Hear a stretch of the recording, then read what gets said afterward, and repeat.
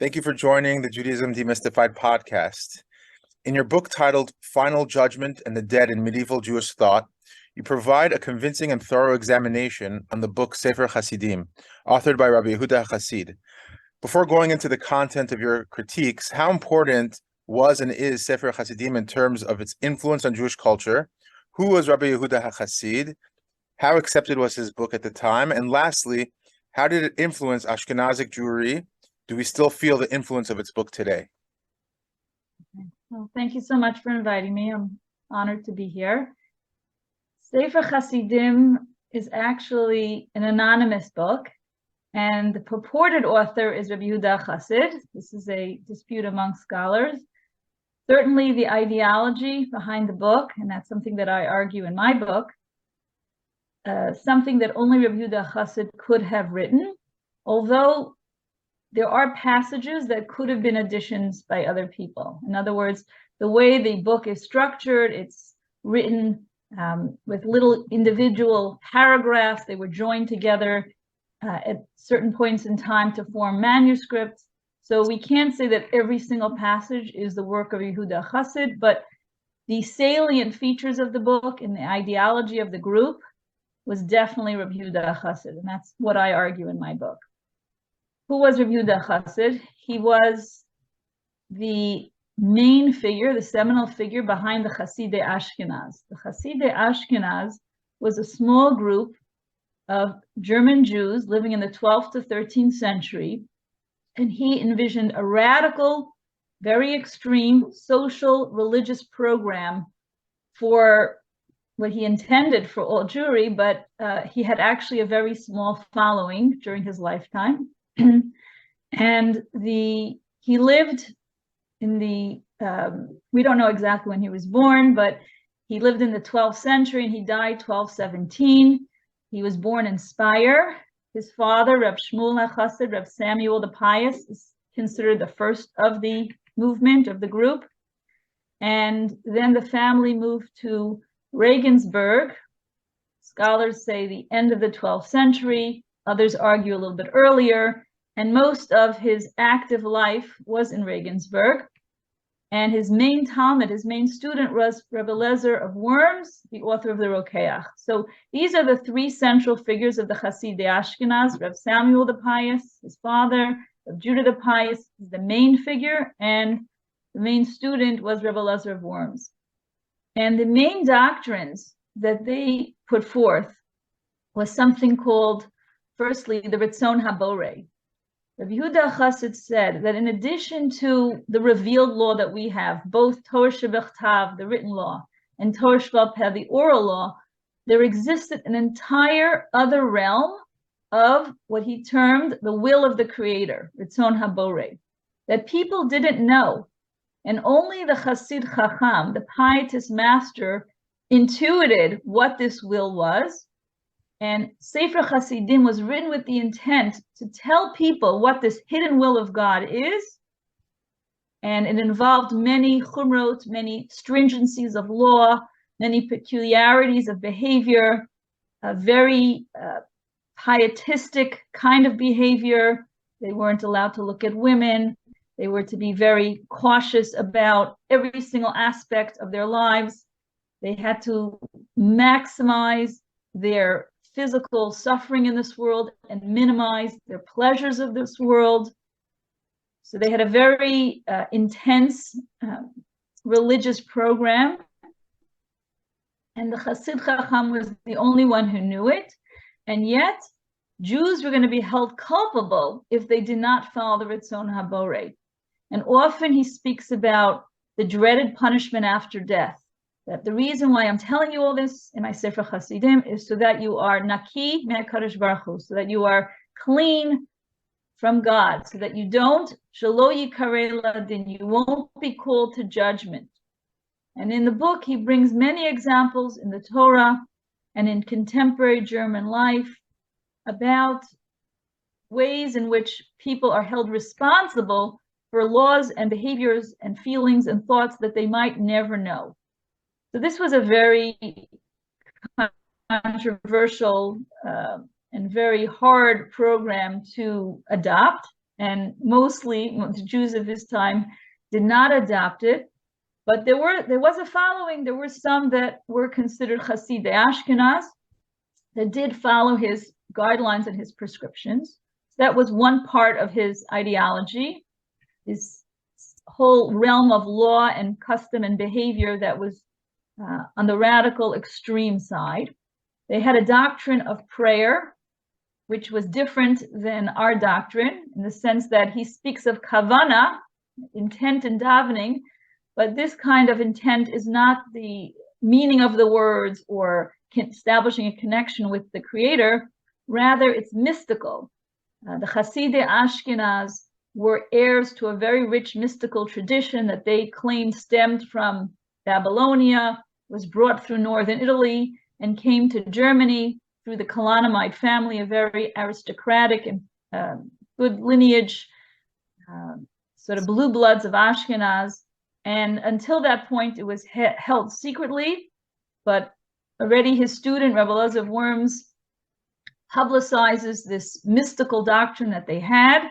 It was filled with gematriot, with numerology, and part of the numerology was when they would pray, they would figure out how many letters there were in certain prayers and what was the numerical value of the words in the prayer. And based on the numerical value, it would have associations with scripture, with other verses in the Bible, and with mystical allusions. And they had to have all this mystical intent while they prayed. You can imagine their prayer was very elongated. Mm-hmm. We already have, long prayer was something that goes back a long time in Jewish history. There were many who opposed, many Sefer Hasidim speaks about Rabbim Gedolim, many great rabbis who rushed through the prayer service and didn't let the Hasidei Ashkenaz pray in the manner in which they do. And they're often in conflict with others about which synagogue to go to because they need to pray in this elongated manner, but there's a lot of push against them. So they had this whole doctrine of prayer, which was unique to them. They had a very elitist attitude towards charity, feeling that that the number one priority was to give charity to the members of their group, the Hasidei Ashkenaz. And another seminal feature of their ideology was their tshuva doctrine, the doctrine of penance. And here we depart from the Maimonidean introspective type of repentance where somebody regrets their actions, verbally confesses it privately in their prayer, and then takes on never to do that act again. It's not an internal introspective act. Rather, it mimics the Christian doctrine of penance, which meant that there was a feeling and there was an attitude, there was a canonization in medieval Christendom at the time that sin was viewed as a debt that man owes God, a huge debt that they cannot properly repay. And the only way to pay it back so that they don't get punished in the afterlife was to subsume upon them or assume upon themselves harsh corporeal penances, which were acts of suffering, in order to sort of pay back for the type of sin they committed, for the enjoyment that they gained from sin. The type of penances were supposed to be equal in time to the amount of the duration of the sin. And this was heavily monastic influence. And it was the monasteries and the monks that had a very detailed kind of system of penance in which each penance was calibrated exactly to the sin that was committed. And Rabbi Yehuda HaHasid imbibed this doctrine of penance and advocated public confession to a pietist sage in the same way that others were supposed to perform confession to their abbot or to their bishop. Later it became part of Christian doctrine into the mainstream Christianity. And he imbibed this because he felt that sin was this terrible debt that man owed God, and it could only be paid back through these harsh corporeal acts. And just to give you an example of the kind of actions we're talking about here, excessive fasting, self-flagellation, which was beating oneself with whips or rods, and this was something that was practiced openly in public spaces by mendicants, by friars. It was something the Jews would have seen being performed. He speaks about immersing oneself in icy water in the winter time, which is a specifically Irish monastic penitential procedure in order to vanquish desires. In the summertime, sitting among bees and vermin, so that person literally gets stung. Wow. And these kind of, very even casting fire on one's body in extreme cases. Excessive fasting, we're talking about months on end, but it doesn't mean not eating and drinking. It means that they would abstain from wine and meat for long periods of time, aside from Shabbos and Yom Tov. They understood that, they didn't want to violate halacha in that sense. But this penance doctrine, which seems so extreme, was actually struck a responsive chord in medieval Ashkenaz. It was one of the only doctrines that was particular to Hasidei Ashkenaz, which enjoyed, if you want to use the word enjoyed, longevity. In other words, their doctrine of prayer was not adopted. Their Ritzon Haborei was not adopted. Their elitist attitude to tzedakah was not adopted. They wore special talitot, special prayer shawls that were specific to Hasidei Ashkenaz. The Maharami Rutenberg mentions it in one of his tshuvos. That's how we know about it. The talitot of the Hasidei Ashkenaz. So they had their idiosyncratic practices and really did not catch on in medieval Ashkenaz, except for the doctrine of penance. And probably the reason it did was because living in Christian Europe in such close proximity to the religion of the other, religion was a cultural manifestation in the sense that there was no secular culture. There was only religion. That was how, even though they were violators of religion, it doesn't mean everybody was religious, but religion was the cultural landscape of medieval Europe, and Jews and Christians lived in very close contact with each other, geographically, socially. They had Christian wet nurses nursing their babies. They had Christian women working in their homes. They kept Christian ritual objects as pawns for the loans that they extended to Christians. They were in and out of each other's houses as there were commercial relations were close. So obviously they spoke, they communicated. Culture was transmitted on the local domestic level. And it was also open in public spaces. One could not avoid seeing the ritual and religious practices that Christians were doing. The theology of the Christian Bible was literally plastered on every cathedral and every monastery within view of the Jews that lived in that town. Historians refer to this architecture as the Bible of stone. Most medieval people were illiterate, so the only way they got Catholic doctrine was by viewing the churches, literally plastered all over it. And we have record in Sifrei Halacha of the discussion: can Jews look at the Christian, sculptures because they have religious doctrine on them? And we have a ruling in the name of, we think it's Rashbam, Rabbi Shmuel, in his town, that he allowed, that it wasn't a violation of Al Tifnu El Halilim. The Torah says you cannot turn unto idols. They wanted to know, are we allowed to look at these church structures, church sculptures, which is all outside the church?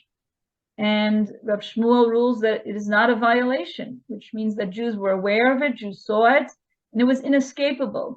And there were pictures on these churches of the final judgment, what it was going to be like when God judged at the end of time. And there were very scary and detailed and vivid pictures of the damned going to hell and the elect going to paradise, and all the specific tortures were visually depicted on these church sculptures. And in addition, there were tales that were being circulated about what we call otherworldly narratives and visionary literature, in which a certain individual supposedly was taken on a tour of the other world, where they saw what is happening in heaven, hell, and paradise. And they got vivid descriptions of the type of tortures that were going to be enacted on sinful souls. And even though these, journeys and these church sculptures were speaking about the final judgment at the end of time, supposedly post-resurrection, medievals often conflated the time periods and understood it to be immediately after death. This was going to be what was going to happen to them. So I think that the reason why the doctrine of tshuva was the only one that stuck with medieval Ashkenaz was because they were literally bombarded with this image and this ideology of how heavy sin is, what a burden it is, and what kind of punishment will await them if they don't atone for their sin, and the type of atonement that was culturally visible was this type of physical, corporeal punishment for sin. That was the atmosphere in which they were raised, in which they saw, and they understood that, or they believed that sin could only be atoned or expunged fully if they would adopt penances. And we have record of Jews approaching rabbis in halachic literature and asking them for this type of penance, and they're responding.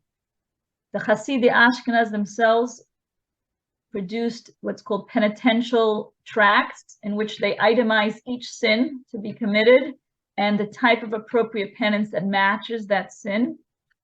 And we see record of it, this idea of going into ice in the winter, excessive fasting, flagellation, all these elements that were particular to Hasidic doctrine entered into mainstream halachic literature through Rebbe Elazar of Worms.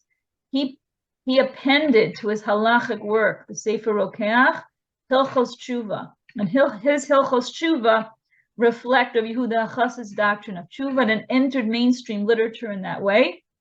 And successive rabbis in Germany, we have record of the 15th century, Rav Isaac of Bruna is giving out penance according to Hasidei Ashkenaz.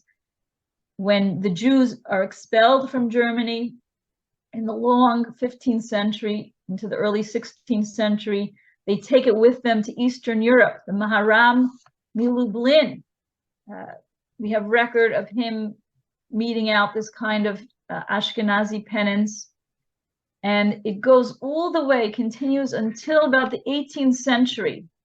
There we finally find that it loses its sway. The ideology that must have, held it in sway has now given way. There's a famous tshuva by the Rabbi Yehuda in the 18th century, in which he says somebody approaches him and asks him, he wants to expunge the sin or atone for the sin that he has committed, a very grievous sin. We don't know exactly what it is. And he asks for this doctrine of tshuva, and the Nodavi, but he says, I'm very weak. I don't think I can withstand the type of fasting and self-inflicted suffering that I should be getting. Can you recommend something a little softer for me? And the Nodavi Yehuda responds that I don't feel like I should respond at all. In other words, there's no source in all of the Talmud and in all of the rabbinic literature for this type of tshuva. He says we have a concept of fasting for sin, but not excessive fasting, not fasting prescribed for specific types of sins. And all the sfarim that talk about it have no shoresh, he says, have no root in halacha, and each successive sefer builds on the previous one, and he doesn't feel comfortable prescribing tshuva the tshuva of Hasidei Ashkenaz. But I think in the end, he gives him something to sort of satisfy him, although we don't know what that is. But you see already that halachic opinion has turned away from it, and it's in about the 18th century that it dies out. And what's interesting, we have a little bit of a vestige left even today. I don't know if you recognize, if you know the Tefillah Zaka that's said on Yom Kippur, at least Ashkenazim say it. I don't know if Sephardim do. There's a Tefillah called Tefillah Zaka that was written by Rav Avram Danzig. I believe he's the author of the Chayei Adam. And he writes in this Tefillah Zaka, there's 2 lines in which he says, really, God, we're supposed to fast for every one of our sins. And we're supposed to l'sagef es gufeinu, we're supposed to inflict suffering upon our bodies, kefi tshuvas hamishkal, according to this proportionate penance, which was one of the key doctrines of the Hasidei Ashkenaz, that one had to suffer in proportion to the type of sin committed. However, we are weak nowadays, we don't have the koach, we don't have the strength, so please accept our fast of Yom Kippur in lieu of all the fasts and afflictions that we really owe you. So you see that it really left a lasting impression in the memory of Ashkenazi Jewry all the way down to the 18th century, even though it was no longer practiced at that time. So that is the longest running effect of Hasidei Ashkenaz. As far as Sefer Hasidim itself, it did have a wide diffusion, but there's a caveat here. The very first manuscript of Sefer Hasidim, and of the 4 out of the 7 extant manuscripts that we have, was a watered down version of Sefer Hasidim. In other words, whoever wanted to copy it, and we have evidence to think it was a French, it originated in the French school, because there's all French glosses and other reasons to think that, removed all the idiosyncratic extreme views of Yehuda HaHasid out of Sefer Hasidim. So that was left, what was left in it was real piety with a lowercase p. In other words, it wasn't the extreme doctrines that we spoke about. It was more what my professor, Dr. Chaim Salvation, would call garden variety piety. In other words, loving God, fearing God, the importance of learning Torah, sort of mainstream kind of piety, and all these very extreme doctrines of the hidden will of God and their doctrine of prayer and tshuva. Instead of the tshuva that they recommend, the Maimonidean tshuva was inserted. So you see that there was many who disagreed with that approach, and it was this Sefer Hasidim that was circulated and that was reproduced, because as I said, 4 of the 7 completely removed all the gematrios were taken out. So that 4 of 7 were completely free of these doctrines, and the remaining 3 was a composite manuscript in which the garden variety piety was first, and then the end of the document had, the end of the manuscript had more of the extreme views and the extreme passages. And we only have 1 manuscript that has the entire Sefer Hasidim sort of as it was originally written. And that is the second printing of Sefer Hasidim in 1891. The first printing was in the 16th century of the more mild Sefer Hasidim, and that's the one that circulated amongst Ashkenazi Jewry, so that the book itself, as it stood, did not really have that much influence in terms of longevity. Fascinating. All right. Okay. So can you explain your scholarly approach in your work? Can you explain the approach, the scholarly approach that you take in writing your book? Okay, so the scholarly approach I took was really one that I got from my mentor, from Dr. Chaim Salvation, and it really was twofold. One aspect, and this is something he believed in very firmly, is that you have to read and know what's happening in the outside environment. Especially in medieval Ashkenaz, as I said, the Jews were so embedded in the Christian society in which they lived. All of my first readings were all about the cultural environment, all about the doctrines that were changing in the field of penance, in the afterlife, in monastic culture. so that I got a well-rounded understanding of what was happening in the outside world. And then the second training that I had was how to read rabbinic literature, which is often traditional. How to read an ethical work like Sefer Hasidim, which seems to repeat well-known and well-used Talmudic statements, rabbinic statements, terms like for example, kavana and tefillah. What does that mean? That could mean many things, right? How to understand what is the specific meaning that a sefer imparts that's different from everything that was beforehand. So I got the skills as to how to read traditional rabbinic writings and to see where an author is saying something new, when he's going against the grain of a text. And then you have to understand why. Why is he departing from the traditional or literal understanding of a Talmudic passage or a verse or an ethical statement?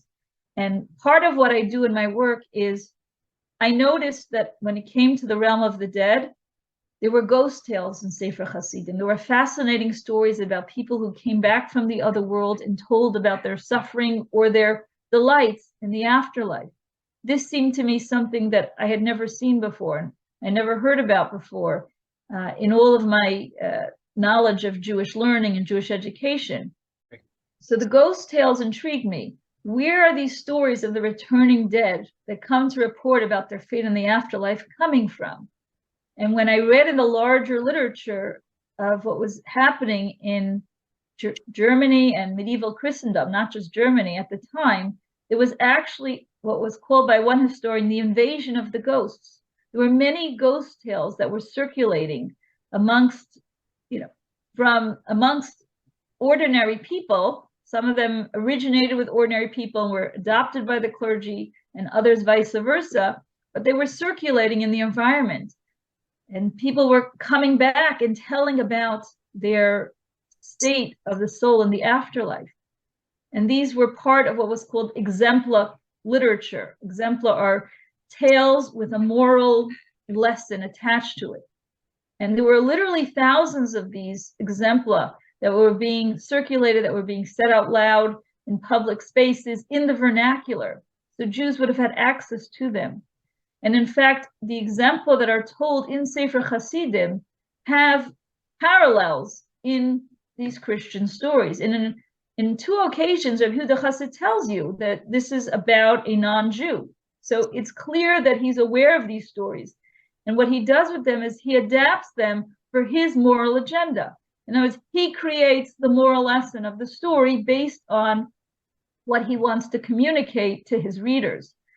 And all of these stories reflect the fear of the afterlife, which is a newfound phenomenon in Jewish life. In other words, if you compare rabbinic literature with what we see in medieval Ashkenazi literature, you'll see that there's a shift in emphasis. Even though the Gemara does speak about Gehenna, it does speak about Gan Eden, but it is in equal proportion or even outweighed a little bit by discussion of what's called the post-resurrection society, Tchias HaMesim, the resurrection of the dead, Olam Haba. The Gemara, there's an entire chapter in the Mishnah that deals with who is going to merit Olam Haba, the world to come, and which ideological and practical deviants are not going to get a portion in the world to come. So when you sort of assess the weight of the evidence, much more time and energy is spent on discussion of the post-resurrection world rather than the world immediately after one's death.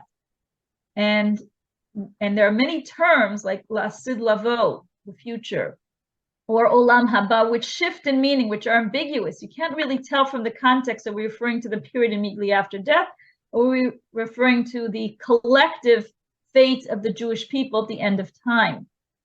When you come to the medieval period, even in halachic writings, Ramban writes a Sefer Shar Hagmul, where you could see that medieval Jews have shifted the focus almost emphatically and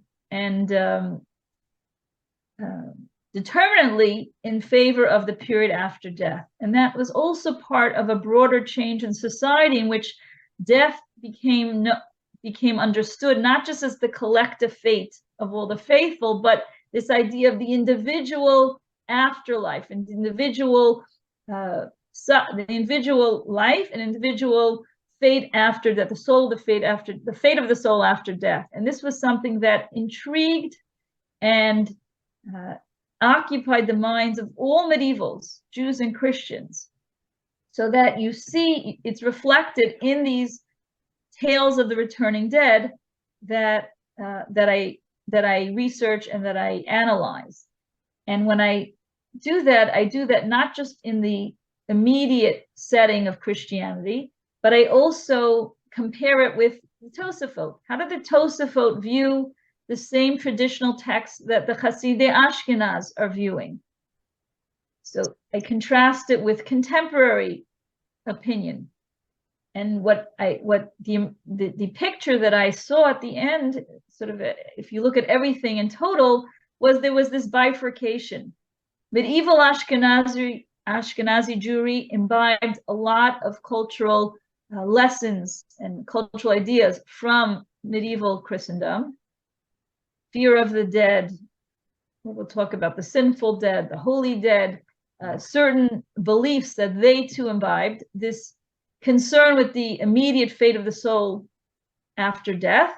And then there were areas where Hasidei Ashkenaz were even more extreme in their adoption of Germano-Christian ideas. And there you see the contrast between the Tosafist conception of rabbinic teachings on the afterlife and Hasidei Ashkenaz's conception. So they were even more pronounced in what they imbibed from the environment, whereas medieval Ashkenaz was more, so to speak, conservative in what they imbibed. But they imbibed fears and conceptions like their Christian neighbors as well. They thought in the same way as those around them. Very interesting. So Chazal were no strangers to using the dead in their didactic tales and anecdotes, most famously with Eliyahu HaNavi appearing to numerous sages.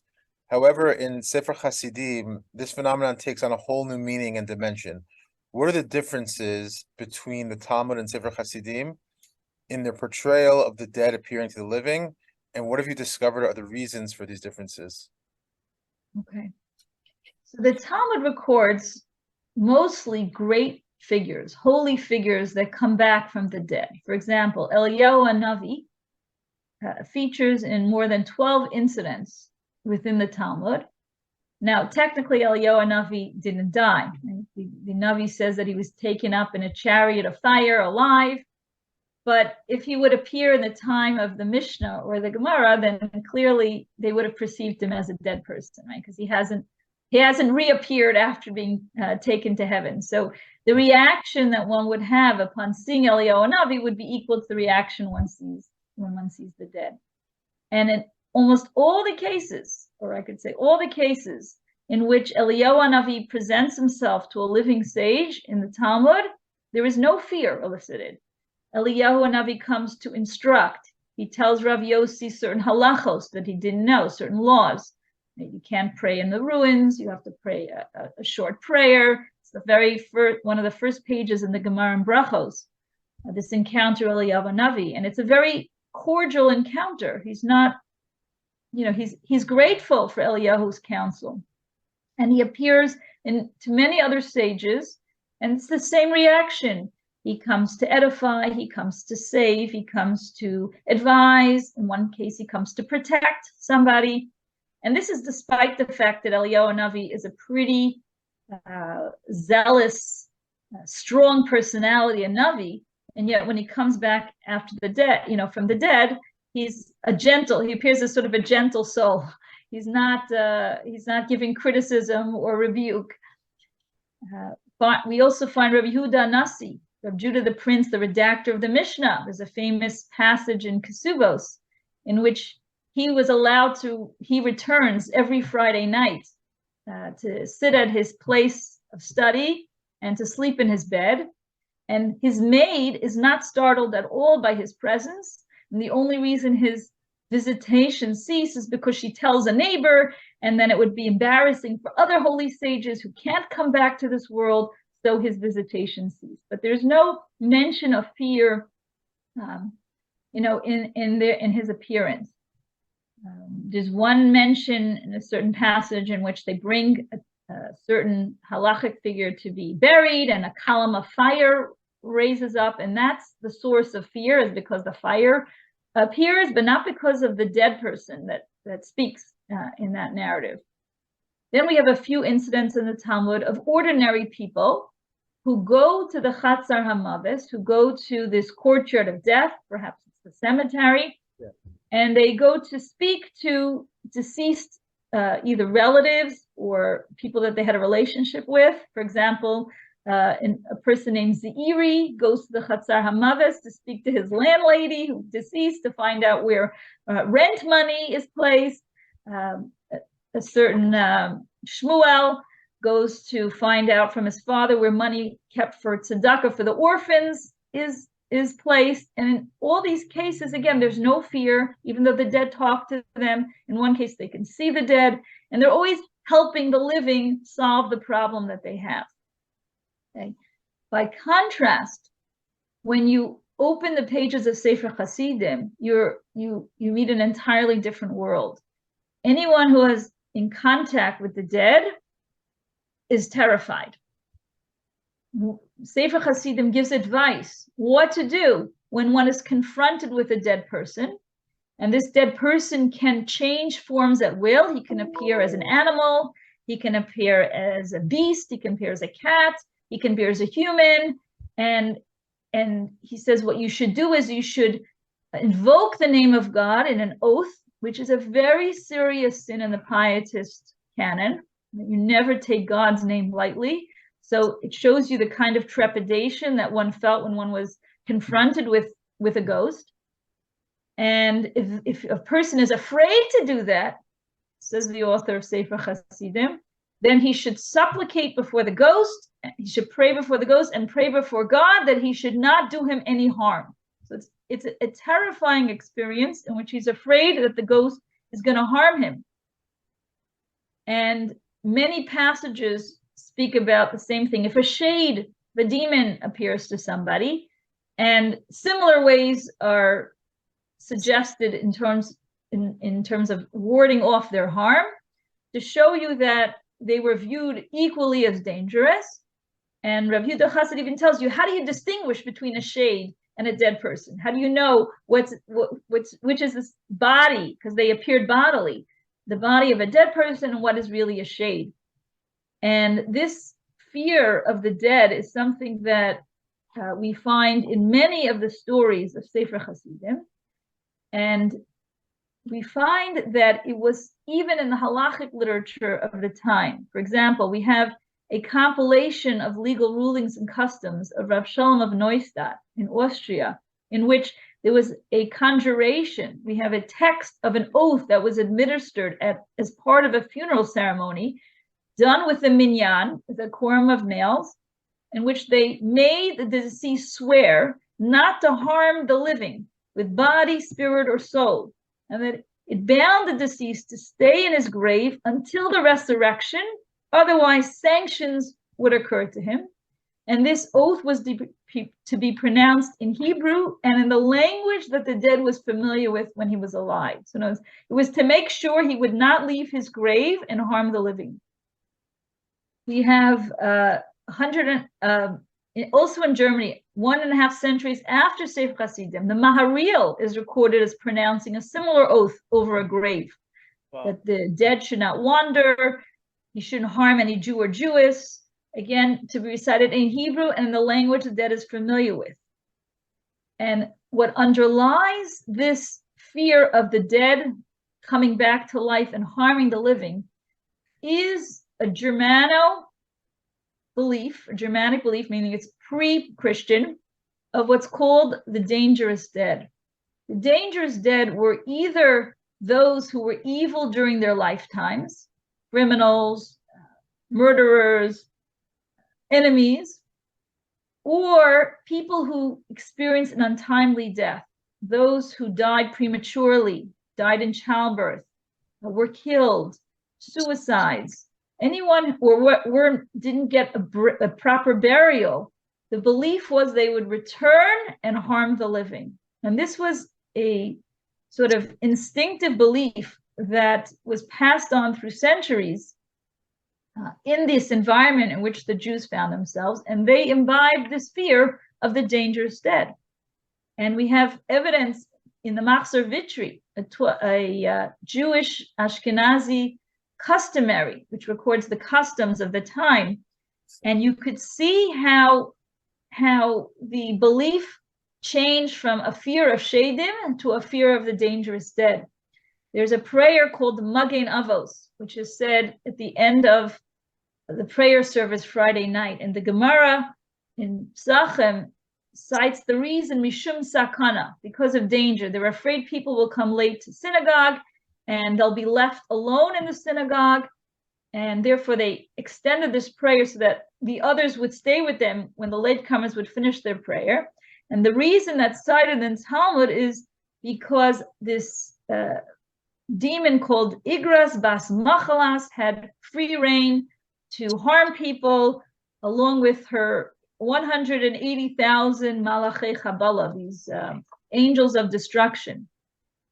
And there's a 12th century addition to the Machzor Vitri, which sort of replaces what the Talmud cites as the reason for Magen Avos' institution, and says it's because of the dead who occupy the synagogues on Friday nights when they're free from Gehenna. And this underlies another Ashkenazi belief in what's called the Sabbath rest of souls. They believe that those who went to Gehenna and suffered there, they got respite, they got relief from the tortures of Gehenna on Shabbos, so that now they could sort of be free. These evil dead are in Gehenna are now free. They're out of Gehenna over Shabbos. And on Friday night, they come and they occupy synagogues and they could harm these latecomers. So you see how instinctively, in one passage, you have the mention of the reason that the Talmud cites for the institution of this prayer, and it segues seamlessly in the mind of this Ashkenazi Jew who adds the Machzor Vitri the idea that now the dead occupy the synagogues and they're harmful. And they took this very seriously. In the Tzava'ah, the ethical will that's attributed to Rabbi Yehuda the Pious, and the Tzava'ah is most famously known for the Ashkenazi imperative, man cannot marry a woman with the same name as his mother. That's probably the most well-known and lasting dictum from this ethical will. But the ethical will also talks about burial procedures, that if there was a woman who devoured children during her lifetime, they believed in werewolves and vampires, and if they found this woman that her mouth was open when they would bury her, they said, you have to fill her mouth with dirt, because biyadua, it is known that within the first year of her death, she will come back and devour children again. So they had to stuff up her mouth to prevent the return of the dead. And this is interesting because the archaeological evidence that we have from medieval cemeteries show us that there was such a profound belief in the return of the dangerous dead that they found bodies that were sewn into their coffins, that were dismembered, that were decapitated. All kinds of, their hands and legs were bound. And this was because they feared the return of the dangerous dead. And, halacha, Jewish law, does not permit mutilation of the body. So here you have an example in the ethical will of Rabbi Yehuda the Pious of a sort of Jewish twist to preventing the return of the dead. They couldn't decapitate the woman, they couldn't, dismember her, but they could stuff up her mouth. And they did that to prevent her from coming back and continuing to devour children. Sefer Hasidim also mentions that when there's a plague in the city, it was common practice for them to search, they would exhume the bodies and to see if any of them were not properly buried, if the shrouds had withered away, or there was some impropriety in their limbs, because they felt the dead would bring vengeance. If they weren't properly buried, they would wreak vengeance on the town and bring plague to the city. So this was common method of trying to stem the tide of a plague, thinking that it came from the returning dead who are vengeful.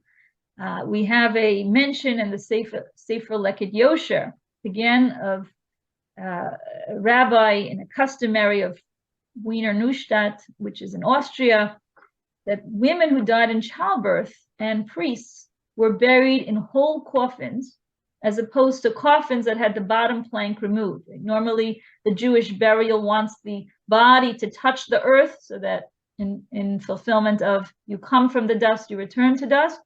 But they found that in that town, women who died in childbirth were put into whole coffins. And the belief is probably underlying this is belief in the dangerous dead, even though women aren't evil, but because they died an untimely death, they feared they would come back and harm the living. So they put them in whole coffins so that they couldn't escape after death. Fascinating. Really crazy stuff. Example. Yeah. So you see that, I hope I answered the question appropriately, that the visitation from the world of the dead was one in which it was something to be feared, and their customs relate to that.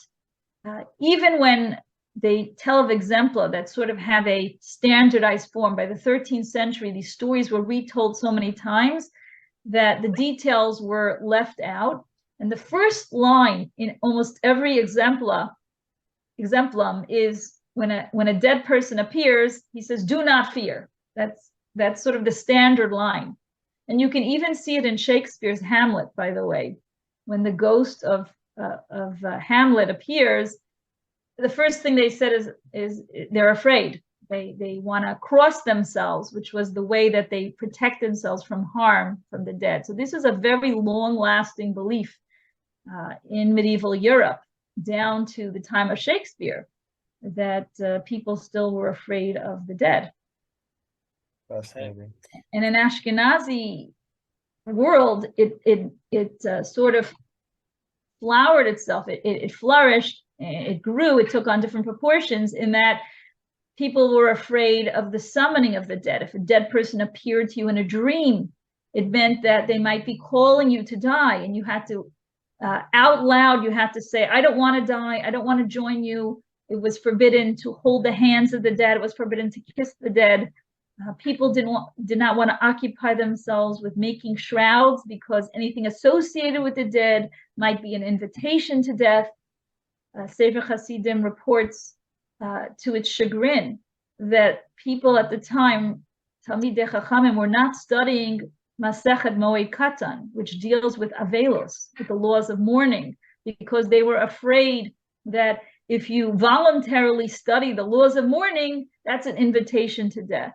So the fear of the dead had cast a very wide net. People were afraid of dealing with the dead. They had very hasty burial. Sefer Hasidim says, because the quicker the body would decompose, the less chance it would reanimate itself and come back. People stayed away from doing anything with the dead. Now, this is just a theory that I have. I don't know if it's true, but I grew up with Eastern European parents, and I was told that I'm never allowed to walk in the house while they're alive without shoes, because that's a sign of mourning. And I have a feeling that it has something to do with this instinctive Ashkenazi fear of invitation to death. If you in any way hint that you are involved or want or are okay with a practice that's something of having to do with mourning or death, that was an invitation to death, and it was to be feared and avoided. You brought up Masechet Moed Katan, right, which deals with Avel. If I'm not, I could be mistaken, but if I'm not mistaken, I think even today, I think that many rabbis will say, don't go too much bi'iyun in Masechet in Moed Katan, or like when you do the Avelu part, you do it like cute and like fast, if I'm not mistaken. Isn't there like that type of attitude that's kind of still there? I just remember offhand, like I'm just trying to remember, because I remember something about Moed Katan, like don't go too much into it, or don't like, only if you're like learning for, to become a posek, should you really be mitasek too much in, right? If I'm not mistaken, right? That's what Sefer Hasidim quotes that and says. There are many who say we should rush through Moed Katan and we shouldn't spend time on it. He discusses that, and he calls it a mace mitzvah. Sort of the neglected tractate that everyone who does, people have sort of an obligation to study it because it's neglected. And he says the reason for its neglect is because people mispachadin, he says, in HaMason, they're afraid of the dead. So he spells it out, and that's probably where it comes from.